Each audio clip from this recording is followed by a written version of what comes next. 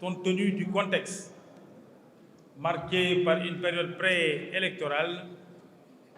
où nous avons remarqué en effet que l'opposition a décidé de sortir de son style démocratique et engager un combat sur le terrain antidémocratique et menacer nos institutions et la paix civile. C'était donc suffisamment important pour qu'on organise cet exercice d'échange avec la presse dont le but est de clarifier nos compatriotes sur l'actualité. Il y a beaucoup, vous me permettez, Monsieur le ministre, de faire ce commentaire d'entrée. Beaucoup d'observateurs parlent de communication de réaction. Que nenni, il s'agit de communication, de clarification. Lorsque une opposition a pour règle du jeu de dire des contre-vérités systématiquement, la même énergie qu'ils feront à chaque fois pour faire croire à nos compatriotes des contre-vérités, nous ferons l'effort et l'énergie supérieure pour les clarifier. Loolu moo tax on a engagé ce rythme de communication qui ne changera pas. Nous allons le maintenir et démentir nos contre-vérités, rétablir la vérité jusqu'à la dernière minute. C'est la jeunesse qui est interpellée. C'est la jeunesse de la coalition Benno Bokk Yaakaar qui est interpellée. C'est la jeunesse du Sénégal qui est interpellée. L'affaire là, ce n'est pas une affaire du président Macky Sall, ou bien du président Moustapha Niasse, ou bien du président Idrissa Seck, ou bien de Madame Mimi Touré. C'est l'affaire des jeunes. C'est aux jeunes de régler la question des gens de Yewwi. Gars yi bu ñu naxante. Politique ñaar la, dox la ak wax. Ñii doxuñu wax la ñuy def buñ ñu dàq wax ndax ñun nag ñoo am lu nit ñi war a wax. ñun ñoo am lu nit ñi war a wax, ñoo am lu nit ñi war a dégg wala bëgg a dégg mooy lan le président de la République di defal Sénégal yi yan réalisation la ñuy defal Sénégal yi au quotidien li nga xam ni gouvernement baa ngi koy def mais également Sénégal lu ëllëg Sénégal lu suba fi ko président jëmee loolu la Sénégal yi bëgg dégg ce message d'espoir et loolu la jeunesse boo ko war a wax. kon pourquoi ñu noppi suñ noppee ñan ñooy wax ñi nga xam ni les pyromanes mais ñi nga xam ne amuñu projet de société li ñu fi nekk mooy manipulation wax lu dul dëgg sosal nit ñi def seen lu weng nag bëgg koo yenn nit ñi c'est ça qu'il faut refuser et les Sénégalais ne sont pas dupes. C'est pourquoi il faut parler au Sénégal. Les Sénégalais ont besoin d'entendre la vérité. Les Sénégalais ont besoin qu'on leur dise la vérité. Or ñii nga xam ne ñoo ne suñu kanam xale yu ndaw yi nga xam ne juddooguñu sax ci politique kañ lañ fi judd kañ lañ commencé politique lan lañu mën a def mas a def Sénégal ban xeer ban pierre lañ mas a teg ci soqaliku ci développement Sénégal kenn mosu ko gis du wend kenn mosu ko teg mën ci teg baaraam kon ñii amuñu lu ñuy wax ci Sénégal kon nag mënuñu am li nga xam ne tey mën nañ ko ndamoo ci àdduna mën ko ndamoo ci Sénégal mën ko ndamoo ci Afrique du noppi waruñu. Nous n'avons pas le droit de nous taire. On a le droit de nous organiser, on a le droit de parler aux Sénégalais, on a le droit même de descendre dans la rue pour montrer et manifester notre satisfaction à l'endroit du président de la République, son excellence Macky Sall. Mani président de la République réew yu nekk yi réewu Afrique yi daal ñëpp moom xam naa ne présentement ku sañoon am président bu mel ni président Macky Sall. C'est ça la vérité. adduna bi fi adduna toll tey mën naa ni démocratie Sénégal fi mu toll tey mais également notre diplomatie tey moo nekk au sommet du toit de la diplomatie mondiale et africaine te loolu grâce au président la loolu nag mënuñu ko am ba pare di sàggat mani mënuñu ko am di sàggat mënuñu ko am di noppi mën nañu ko am duñ ko partagé tey fi àdduna toll nga xam ni mën naa ni ñaar ñoo ngànk àdduna bi muy Amérique ak Russie ñëpp bëgg a wax président la ñëpp am ci moom yaakaar pour solution ñëpp am yaakaar ci moom pour àdduna bi mën a rester équilibré ñun Sénégal ñu am chance boobu mu nekk suñu njiit nekk suñu président Afrique am chance boobu mu tombé mu yor Union africaine est-ce que kon ñun dañoo war a noppi nous n'avons pas le droit de le faire nous n'avons pas le droit surtout la jeunesse mani am ngeen lu ngeen ndamoo la jeunesse am ngeen lu ngeen wax ak seen nawle yi am ngeen lu ngeen wax ak seen moromu jeunes yi kon il faut faire il y a pas de complexe pour ça il faut être fier dox leen ci dëkk bi dem leen wax ak seen moromu jeunes yi amul tiit amul ragal amul complexe ndax am ngeen lu ngeen teg seen loxo yi maa ni ba Sénégal di Sénégal ba léegi c'est la première fois ñu am ci Sénégal njiitu réew moo xam ni dafa ni ma priorité c'est la jeunesse et les femmes xam ñun ak président Wade xam nañ la wax il compte sur la jeunesse pour arriver au pouvoir oui egg nañ pouvoir ak moom mu jàppale la jeunesse président Macky Sall nekk li mu nampatal ci moom mu ñëw indi moom sa sensibilité personnelle ndax président Macky Sall loolooy sa chance mooy son cœur sa générosité ñeewantal yu am ci njaboot yi ak ci population yi ak ci jigéen ñi loolu mooy sa différence avec les autres mooy sa générosité mënu leen am loolu di noppi waruñu en tout cas moi j'ai dit par devoir et par loyauté je serai à vos côtés Moussa wax naa leen ko Ablaye par devoir et par loyauté je serai à vos côtés pour vous accompagner parce que loolu mooy ngor je ne connais que la loyauté je ne connais que la fidélité loyauté rek laa xam li ñu président Macky Sall ji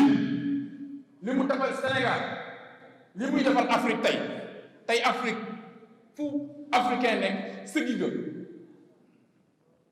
fu africain nekk ci àdduna mu nekk Afrique comme mu nekk bitim réew sëggi nga bi mu dajee président Bouti wax au nom de l'Afrique même wax au nom du monde entier kooku nag duñ nekk doomu Sénégal mu nekk suñu président ñu yaafus wala di noppi kon ñu ñëpp nañ leen wax nañ leen motivé c'est ça la vérité ba tax na ñii nga xam ni xuusmaa njàpp yi nga xam ne ay mer ngemb lañu mer ngemb yomb naa daaneel yor ni mer ngemb dalay song ak xol nga mbotti te ci suuf kon gars yi préparé wu ñii duñu dara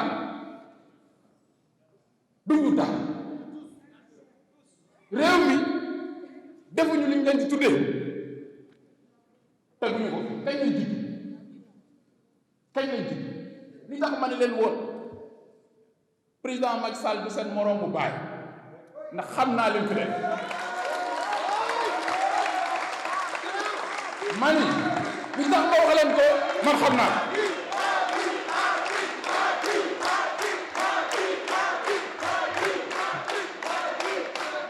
kon du ngeen am loolu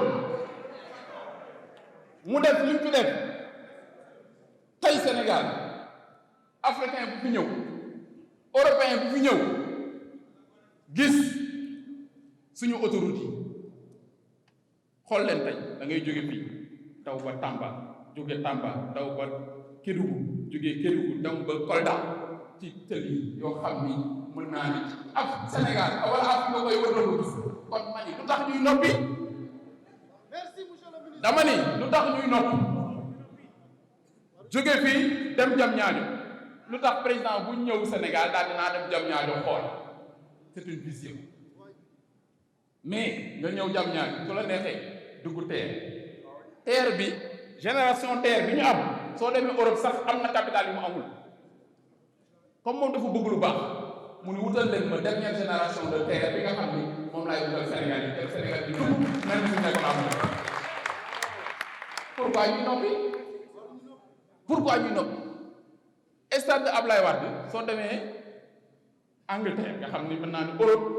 ñoo Allemagne ci ñu ëpp xaalis lañ bokk ci ñu ëpp doole mu dem gis li nga xam ne moo gën a baax en Europe daal di lii daa bëgg jeunesse Sénégal nga xam ne tey ku ñëw Sénégal ku ñëw stade Abdoulaye Wade yaa ngi xalaat yaa ngi en Europe en France en Allemagne wala en Angleterre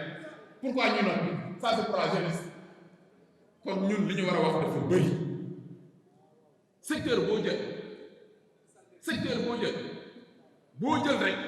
mën nga ci wax loo xam ni du jeex te Sénégal yi loolu la ñuy xaar Sénégal yi loolu la ñuy xaar ci seen njiit loolu la ñuy xaar ci président de la République nga jël l'éducation nga xam ni mooy waajal suñu société ëllëg mooy waajal la jeunesse mooy waajal ndaw ñi mooy waajal Sénégal ëllëg dans le domaine de l'éducation nga xam ni mën naa ni liñ ciy def ci budget Sénégal kenn xamul lu mu toll loolu lim ci def ci lycée yi nombre de lycées nombre de collèges mais également université dem leen université Dakar ngeen xool université Dakar dem leen ko ngeen xool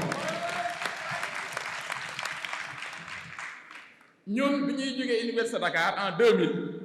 presque ñu ngi woon à peu près 20 000 étudiants 20 000 la ñu tey université Dakar soo moytuwul 100 000 étudiants 100 000 étudiants ndax presque on a 200 000 étudiants mais tey xoolal la cadre xoolal le nombre d'amphi mais nga xool nombre pavillon yi mu fa def université soo ma demee am na foo xam ne soo mën nañ la fa dugal nga defee ni yaa ngi dans un hôtel donc nombre de chambres yi mu def pour les étudiants mais également maintenir principe bi nga xam ne moo doon suñu xeex muy étudiant bu amul bourse nañ la jàppale nga am aide pour jàppale mun naa ni loolu président maintenir ko muy plus de 70 milliards boo xam ni mën naa ni mu ngi koy jàppale étudiants yi mais qui fait mieux et wala qui a fait mieux personne mënuñu am loolu di noppi kon jeunes yi bu leen noppi étudiants yi bu leen noppi dem leen biir université wax ko fa c'est ça qu'il faut def leen ay flyers def leen ay affiches def leen ay capsules ci réseau yi et vous partagez ça ndax les hommes comme je dis c'est comme des lapins dañuy gaaw a fàtte il faut ngeen di dugal seen noppi tout le temps le bilan et les réalisations du président Macky Sall pour ñu bañ ko fàtte c'est ça qu'il faut parce que la réflexion est pédagogique loolu ngeen di maintenir kon y a pas de complexe y a pas à avoir peur parce que li ñu fi def nag kenn def ko fi nga jël la santé demal hôpitalu Touba wala nga dem hôpitalu Kédougou wala nga dem hôpitalu Kaffrine wala nga dem hôpitalu Sédhiou wala nga dem bu aj la générosité fi ngay xamee générosité président de la République wala engagement patriotique envers ses concitoyens mooy day xool foo xam ni ñenn ñi suñu leen waxoon ñu yee leen ne leen gaa leen xool li fi président def ñenn ñi duñ ko gëm mais moom sa culture d'équité sociale sa générosité moo tax soo demee Kédougou comme li mu defal mën naa ni waa Dakar nga dem mën naa ni Kaffrine comme li mu defal waa Dakar nga dem Sédhiou comme li mu defal waa Dakar et même mën naa ni hôpitaux yooyu nekk à l'intérieur du pays souvent ñoo nekk gën a moderne gën a nekk aux normes que hôpitaux yi nga xam ni ñoo nekk ci mën naa dans les capitales kon nga xam ni président sensibilité ci sénégalais yi amul limite générosité amul limite kon loolu mënuñu ko am di noppi c'est ça qu'il faut donc man côté boobu bëgg naa ñun ñëpp ñu gën a laxasaay les jeunes les étudiants les femmes ñun ñëpp partagé li nga xam ne président la bu ngay def beneen bi jël leen programme xëy ndaw ñi c'est la première fois un président de la République sur fonds propres sur budget propre de l'État du Sénégal mobiliser 150 milliards par an 150 pour la jeunesse de ce pays c'est la première fois kenn ma su ko def Massar 150 milliards c'est la première fois kenn masu ko def mu ni programme prioritaire sur 3 ans il mobilise 450 milliards 450 milliards et dans ce programme mu ni 65 000 emplois 65 000 lay recruter d'un seul coup 65 000 ku xam administration Sénégal xam ni administration Sénégal mu ngi doon tourner autour de 150 000 agents moom bu ñëw presque jël la moitié d'un seul coup daal di jël 150 milliards def te loolu lépp fan la jëm ci jeunesse bi principalement ñooy bénéficiaires pourquoi kon ñuy noppi kenn masu ko def kenn masu ko fi def moom moo ko fi def nañ ko défendre nañ ko partager parce que loolu la Sénégalais yi war a def wala xam ñu li fi président de la République kon dama ni gars yi amul tiit amul ragal financement yi les financements il a pris 67 milliards ci 150 yi ni pour financer les jeunes et les femmes 67 milliards ñaata jeunes lañ ci mën a financer ñaata projet mais aussi mu ni nañ ko décentraliser mooy nañ ko def au niveau des 46 départements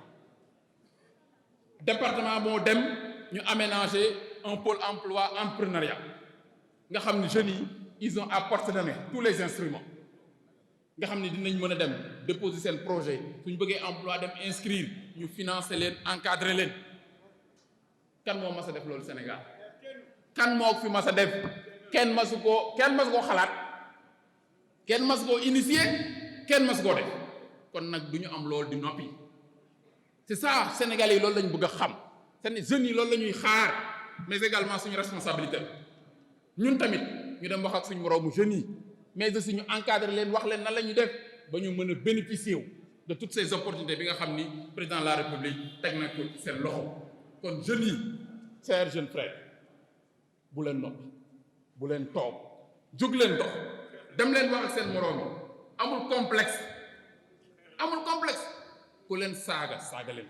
ku leen xas leen ko ngeen taxaw jàkkaarloo ñoom faire face c'est ça qu'il faut amul ragal c'est ça qu'il faut loolu la te vous avez tous les arguments tous les éléments pour que jeunesse yi déglu leen ndax la jeunesse de tout temps te ñun ñëpp jaar nañ ci la jeunesse est habitée par le doute la jeunesse est habitée par l'incertitude ndax ëllëg kenn xamul yàlla xam mais notre devoir c'est de distribuer l'espoir notre devoir c'est de distribuer avec la jeunesse toutes ces opportunités pour ñu xam ni ils ont leur avenir dans ce pays et l'espoir est permis ëllëgu Sénégal ak le président de la République son excellence Macky Sall jeunesse bi dañu xam ni ñoom lañ koy tabaxal ndax defe naa ni bientôt luy tëli luy infrastructure ci dëkk bi nga xam ni Sénégal soxla na ko pour suqaliku bientôt incha allahu rabbi président de la République matal lépp incha allahu rabbi au rythme bi ñuy demee bientôt du infrastructure majeure boo xam ni Sénégal dina ko soxla te président du ko initier kon lan moo ciy des li ciy des mooy consolider li ciy des mooy rentabiliser li ciy des mooy capitaliser te loolu nag ci ressources humaines yi la mooy des kon ndaw ñi xam leen ni Sénégal googu yéen la koy tabaxal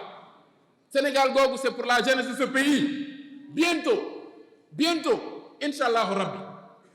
Sénégal mën naa ni mooy Eldorado Afrique bu ñu ñeewati kenn ku am pétrole nañ la ko bàyyil ku am gaz nañ la ko bàyyil ndax yàlla suturaal nañu ci président Macky Sall loolu lépp dina am Sénégal léppay ñëw Sénégal kon nag loolu buñ ko am ba pare di sàggan kon nañu laxasaay lu ñu am kenn amu ko loolu lépp ñun la koy defal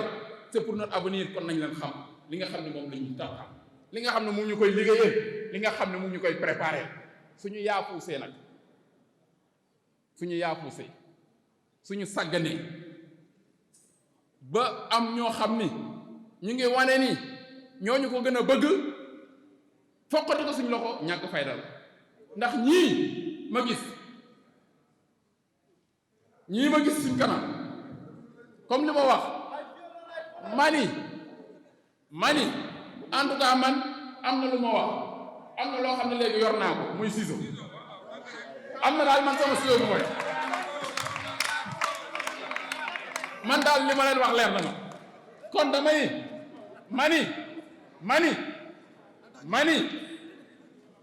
li ci des nañ leen organiser wu nañ leen taxaw jàkkaarloo ñii ndax ñii duñu dara su dee xeex ñoo leen dàq xeex dañoo xeex su dee xeex mais surtout amuñu projet de société amuñu vision xamuñu sax fu ñu jëmee réew mi ndax xamuñu ñoom lan mooy gérer réew mani li nga xam ni wane na ko rek mooy seen cuune gi ñu wane ci convention liste yi passé nga xam ni ñoom ci seen bopp ñu reconnaître ni Ousmane Sonko wax ko ni ñoom ñoo def erreur ba seen liste lajj kon suñuy mere nañ mere seen bopp. dinañu manifester ajjuma kenn mënu leen tere ñu manifester mani comme li président doon wax rek ba ñu egg ci dinañ xam ni dans ce pays est-ce que nous avons un État, nous avons la responsabilité ñun dans ce pays mani de préserver, nous avons la responsabilité de préserver la sérénité, de préserver, je veux dire, la justice, mais également de préserver nos populations. réew mi réewu yoon la réew mi yoonu droit la mais également sénégalais yi jàmm lañ bëgg sénégalais yi dal lañu xam sénégalais xamul violence bi ñu bëgg a invité violence bi ñu bëgg a dugal xam ni sénégalais duñ leen ci topp mais aussi état bi dina def tout jël ay responsabilités pour préserver la sérénité et la paix dans ce pays ça moom bu yóbboo ñu xam ko ba tax na kon jeunes yi ci loolu rek laa leen di invité encore bu leen nekk à l'origine d'une quelconque tension dans ce pays mais suñu responsabilité la li nga xam ni mooy les acquis démocratiques li nga xam ni mooy la stabilité de ce pays ñu liggéey participer ñu koy préserver wala ñu koy renforcer ba tax na dans ce cadre il faut que vous soyez prêts, il faut que la jeunesse de notre coalition soit prête à faire face à ces pyromanes qui sont en train de semer la zizanie dans ce pays. Il faut que ça cesse. loolu moom il faut ñu wan leen ni liñ naan fulla mooy jaay Dakar ñun ñoo yor Dakar bi ñooy koy jaay te loolu moom defe naa ni am nañ les moyens et les outils de préserver la paix et la sécurité dans ce pays. On a la loi avec nous, on a la justice avec nous, on a l'autorité avec nous. Lu ci des sur le plan politique on est 70% de l'électorat. Coalition Benno Bokk Yaakaar 70% la ñun duñu ay 10% ay 15 ak 8%. mani nous sommes 70% de l'électorat. mënuñu am 70% de l'électorat ba pare di bàyyi ñoo xam ni ay plus fortes lañ doon jàlle assemblée di ñëw di ñu perturber wala di ñu fontoo loolu on doit plus l'accepter. kon nag ci loolu la jeunesse dañ leen préparer wu il faut qu'on s'organise, il faut ñuy organiser wu